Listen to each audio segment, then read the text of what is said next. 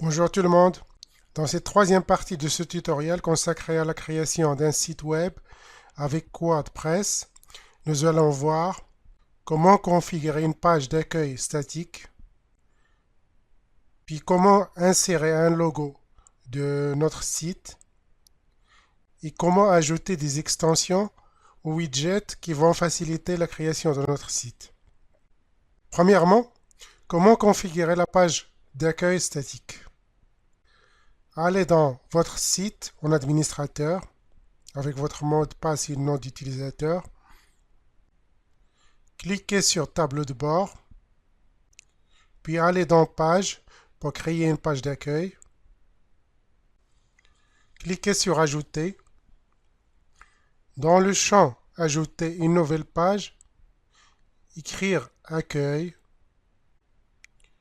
Dans le champ Modèle, choisir Page d'accueil, puis cliquez sur Publier. Allez dans le champ Réglages, cliquez sur Lecture. Dans le champ Options de lecture qui va s'afficher,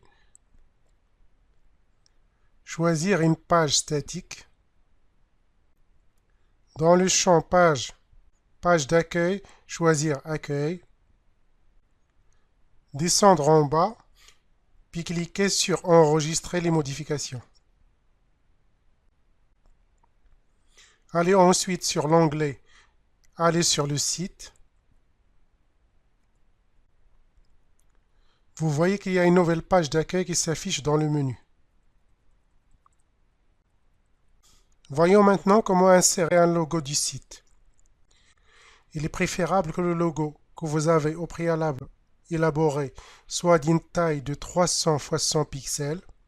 Vous pouvez élaborer votre logo avec n'importe quel logiciel de dessin tel que Photoshop, Paint ou même juste le faire avec PowerPoint. Allez dans Apparence, puis Personnaliser. Allez dans Identité du site, puis sélectionnez un logo. Allez dans le dossier où votre fichier est stocké en cliquant sur Choisir un fichier, puis Ouvrir. Il ne doit pas y avoir d'espace entre les mots du nom de votre fichier logo, sinon vous allez avoir un message d'erreur. Mettre un nom dans la case Texte alternatif. Ici, vous pouvez mettre un espace dans le nom de votre fichier, ça ne changera rien. Puis cliquez sur Sélectionner. Vous pouvez recadrer votre image s'il est mal cadré ou cliquez sur Pas de recadrage, ce qui est mon cas. Voilà, le logo est maintenant bien placé dans la page d'accueil de votre site. Si vous ne souhaitez pas qu'il y ait un slogan au-dessus du logo, vous décochez la case correspondante.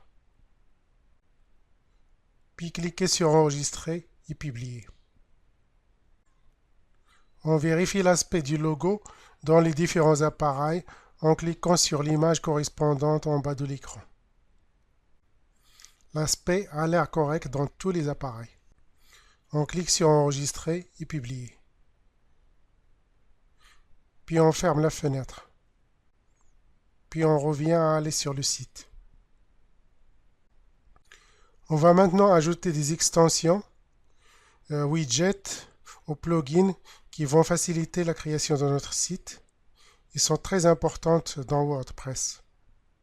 Les extensions sont des plugins qui permettent de faciliter grandement la création d'un site web, par exemple vos pages, vos articles et plein d'autres choses, la sécurité, la lutte contre les spams et tout le reste. L'insertion des photos, et des sliders, plein de choses.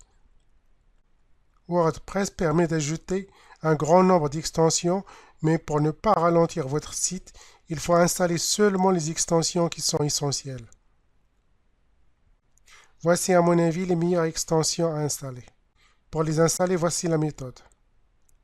Allez dans le tableau de bord, puis Extension Installer, ajoutez une extension.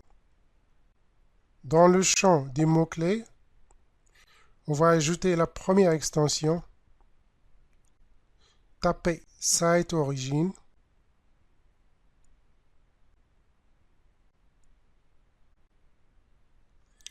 Puis cliquez sur Page Builder, Site Origin. Puis installez la première extension. Cliquez ensuite sur Activer pour activer l'extension. La deuxième extension à installer, c'est Site Origin Widget Bundle. Cliquez sur Ajouter une extension. Écrire Site Origin Widget Bundle. Puis installer. Puis activer l'extension. La troisième extension qu'on va ajouter, c'est Easy Google Fonts. Cliquez sur Ajouter une extension. Tapez le mot-clé Easy Google Fonts. Cliquez sur Installer, puis Activer. L'autre extension qu'on va installer, c'est Black Studio Tiny MCE, qui est très importante pour créer des pages. Tapez le mot-clé Black Studio, puis cliquez sur Installer, puis Activer. L'autre extension qu'on va ajouter, c'est Spacer, qui permet de mettre des espaces entre les phrases et tout le reste. Cliquez sur Ajouter une extension. Cherchez le mot-clé Spacer. Cliquez ensuite sur Installer, puis Activer. L'autre extension, c'est Title Remover, qui, comme son nom l'indique, permet de retirer les titres des articles. On va en avoir besoin lors de la création des pages et des articles. Cherchez le mot Title Remover, puis installer et activer l'extension. L'autre, c'est Updraft Plus. Cliquez sur Installer, puis activer. Une extension qui est très importante à ajouter ensuite, c'est Yoast SEO, qui permet d'améliorer notre référencement sur Internet, le référencement du site, pour qu'il ait plus de chances d'apparaître dans les premières pages lors de la recherche sur Google. Cherchez le mot Yoast SEO, cliquez sur Installer, puis activez l'extension. Une extension de sécurité installée qui va permettre de lutter contre les virus, les chevals de Troie et tout le reste. Donc, cherchez le mot SecuPress, cliquez sur Installer, puis activer. C'est en gros les extensions que je trouve les plus nécessaires au démarrage de votre site pour l'instant. On aura besoin d'autres extensions, on les ajoutera au fur et à mesure au besoin. Dans la prochaine partie, nous allons voir comment créer un menu, comment créer des pages et des articles, c'est-à-dire comment ajouter du contenu à notre site. Merci beaucoup de votre attention. Abonnez-vous à ma chaîne pour plus de tutoriaux. Merci beaucoup et à la prochaine.